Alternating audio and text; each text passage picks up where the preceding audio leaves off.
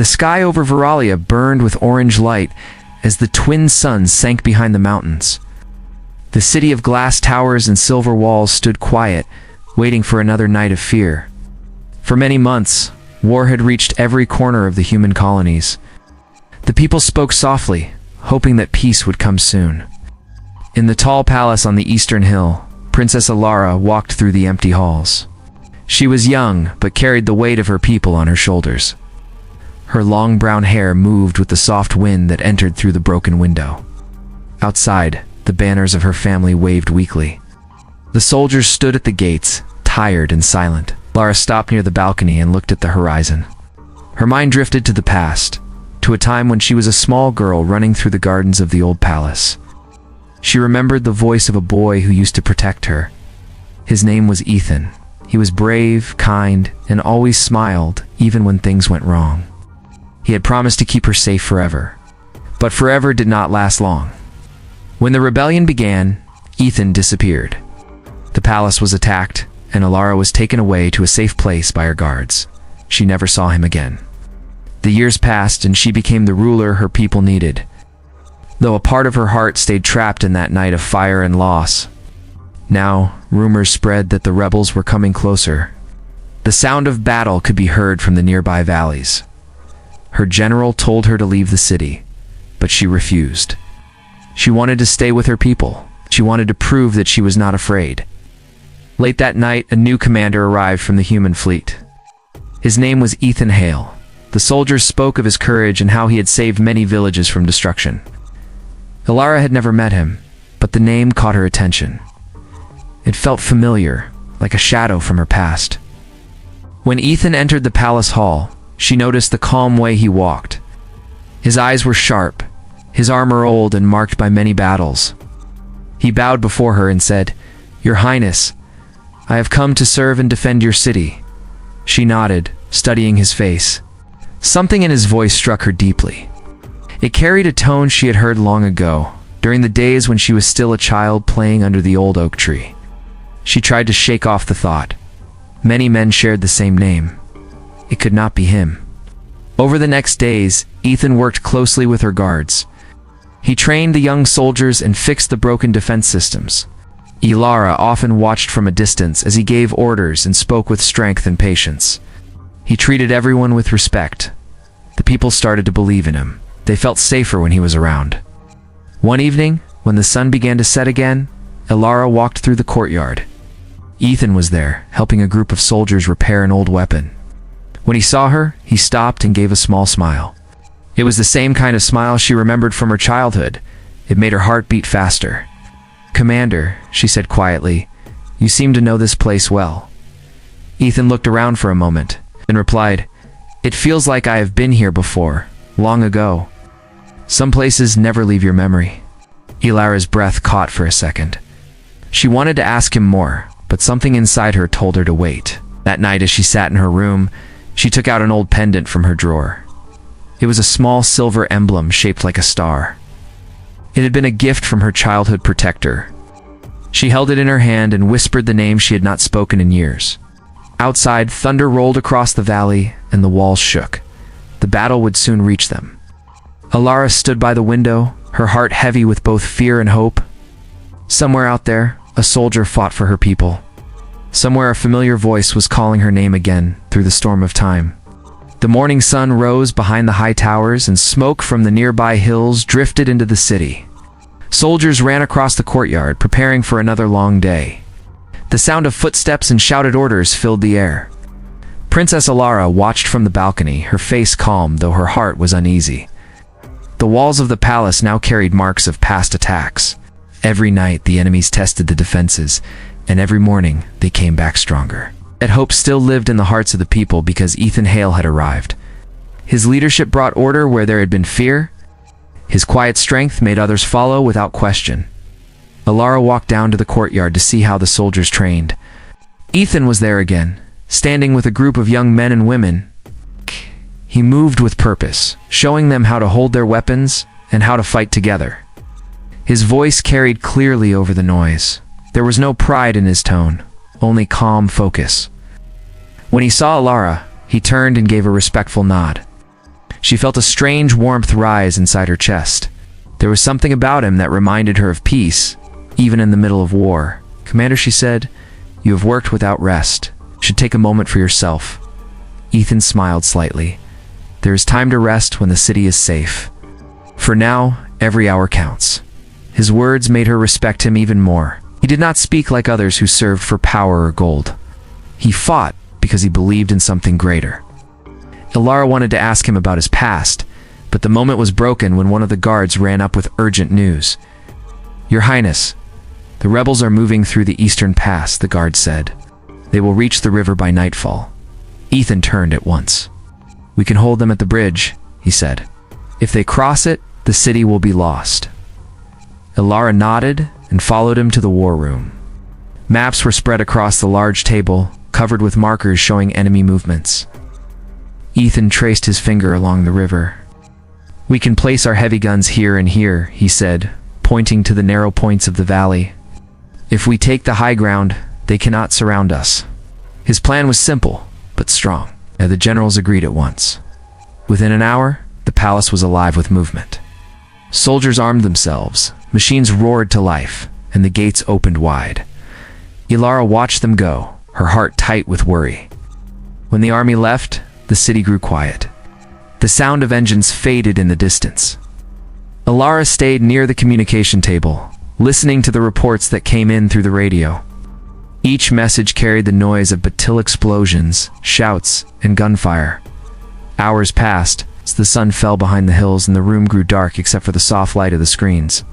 Then a voice came through the radio. It was Ethan. "Bridge secure," he said. They tried to push through, but we held the line. The relief in the room was heavy and silent. Ilara closed her eyes and took a deep breath. She felt proud and thankful. The city was safe again, at least for now. Later that night, when the soldiers returned, she went down to greet them. Many were tired and covered in dust, but their faces showed pride. Ethan walked among them, checking that each man and woman was safe before turning to her. "It was close," he said quietly. "They are testing our strength. Next time they will come in greater numbers." Ilara looked at him for a long time. "Then we will be ready. You have given us hope, Commander." He gave a small nod and turned away, his eyes dark with thought. As the night grew deeper, Ilara walked alone in the courtyard. The stars above were bright and endless. She thought of how strange it was that a single person could change the spirit of an entire city. Something about Ethan's presence stirred old feelings in her heart. She returned to her room and opened the same drawer where she kept the silver pendant. She held it in her hand again, thinking of the boy who had once given it to her. She wondered if he was still alive somewhere out there, under the same sky. Down in the lower levels of the palace, Ethan stood looking out toward the hills. The wind carried the scent of smoke and metal. He reached into his pocket and pulled out a small charm, half broken, shaped like a star. He stared at it for a long time, his eyes distant and quiet. Neither of them knew that the past they both carried was about to return in a way that would change everything. The wind was strong the next morning, carrying dust across the stone roads. The city was quiet again, but the soldiers knew it would not last. Princess Ilara stood near the main gate as groups of workers repaired the damage from the last battle. Smoke still rose from the far hills, showing where the rebels had fallen back. Ethan had not rested since the night before. He moved through the camps, checking weapons and supplies. His face showed calm focus, but his eyes carried a hint of tiredness. The people trusted him now completely. Wherever he walked, men and women stood straighter, feeling stronger in his presence. Ilara watched from the upper steps as he gave orders. There was something in the way he moved that pulled at her memory. Each motion, each sound of his voice felt too familiar. Her heart wanted to believe what her mind refused to accept. By noon, she called for him to meet her in the garden. When he arrived, his uniform was marked with dirt and dust, but his posture was still proud. He bowed politely before her. "You called for me, Your Highness?" he asked. "Yes," she said softly. "I wanted to thank you for saving the city. You have given our people a reason to believe again." Ethan shook his head. "Only did what any soldier would do. You are the one who keeps them united." Ilara looked at him closely, her eyes searching his face. "You speak like someone who knows more than duty. Tell me, Commander, where did you learn to fight like this?" He paused before answering. I was trained in the border colonies. I served in many wars before coming here. But some lessons cannot be taught by war. Some lessons come from promises. The last word made her heart skip. It sounded heavy with meaning. Promises? She repeated. Ethan looked away toward the trees. Yes, a long time ago, I made a promise to someone I cared for. I swore that I would keep her safe. But life took us in different directions. Alara felt her breath catch. What was her name? She asked quietly. He smiled faintly, his eyes full of old pain. Her name was Alara. For a long moment, neither of them spoke. The world seemed to stop. The sound of the wind faded. Alara's eyes filled with disbelief. She stepped closer, her voice shaking. What did you say? Turned to her fully, and she saw it then, the same scar on his hand, the same quiet look she remembered from her childhood. Her body froze. It could not be real. Ethan, she whispered, you were the boy from the gardens. He nodded slowly. I never stopped looking for you. When the palace fell, I was taken by the military and sent away. They changed my name and trained me for war. I thought I would never find you again. Tears formed in her eyes. She reached out, almost touching his arm, but stopped halfway. All these years, she said, I thought you were gone. Ethan's voice was steady, but filled with emotion. I never forgot my promise. Even when I lost everything, I remembered your face. When I heard your name again, I came here at once. Alara felt the world spin around her. The years of loss, fear, and loneliness suddenly made sense. The soldier who had saved her city was the same boy who once shielded her from danger. The man before her was not just a protector, he was a memory made real again. They stood there in silence for a long time. The sun was sinking behind the towers, painting the sky gold and red. The sound of the soldiers faded as the camp quieted down. At last, she spoke. You kept your promise, Ethan. You came back. He smiled softly. Told you I would. That night, as darkness covered the city, Alara sat by her window thinking of him. The truth had returned like a dream she never expected to wake from. She remembered his laughter, his kindness, his courage. She could not stop thinking of the boy who had become the man who now defended her world. Outside, Ethan stood watch over the walls. The wind blew through his hair, and his eyes searched the stars above. Somewhere deep inside, he felt peace for the first time in years. He had found what he was searching for. But he also knew that the coming days would test them both in ways neither could imagine. The night was calm after many storms. The city lights flickered in the distance while quiet music of wind moved through the broken streets. Princess Alara sat in the palace garden, the same place where she had once played as a child. The memories felt heavy now, filled with voices and laughter that belonged to another time. Ethan walked slowly toward her. His steps were careful, as if he feared breaking the moment. When he reached her, she looked up and gave a faint smile. I could not sleep, she said. Every time I close my eyes, I see the faces of those we lost. Ethan sat beside her on the cold stone bench. You carry too much, Alara, he said gently. Leader must be strong, but you are still human. It is all right to feel. She looked at him, her eyes searching his face. You always spoke like that, even when we were children, she said. You were never afraid to tell the truth. He smiled a little. Back then, I did not understand what truth meant. I only knew that I wanted to protect you. I failed once, and will not fail again. Alara turned away, her gaze lost in the darkness. You did not fail. The world failed us. You were taken, and I was left alone. Every day since then, I wondered if you were alive. Sometimes I thought you were only a dream I made to survive. I was alive, he said. But I was changed. The wars made me forget who I was. I became someone who followed orders and fought without question. Only the memory of you kept me human. His voice was calm, but Alara could hear the pain in it. She reached for his hand and held it for a moment. You came back to me, she whispered. He nodded slowly. I did. But now that I am here, I fear losing you again. The war is not over. The rebels will return stronger. They have machines and weapons we have never seen. Alara's grip on his hand tightened. Then we will stand together, she said. We've both lost too much to be afraid now. Ethan looked at her and saw the strength that had grown inside her through all the years of struggle. She was not the little girl he had once protected. She was a queen in every sense, brave and wise, yet still kind. The next morning brought dark clouds. Reports arrived that the enemy was moving again, this time in greater numbers. Ethan gathered his commanders and studied the maps. The rebels were coming from 3 sides, aiming to surround the city. Ilara joined the meeting, her face calm. "If they want to surround us," she said, "then we will draw them in. Let them think they are winning, and then we strike from behind." Ethan looked at her with pride. "That could work," he said, "but it is dangerous. You will need to stay hidden until the signal is given."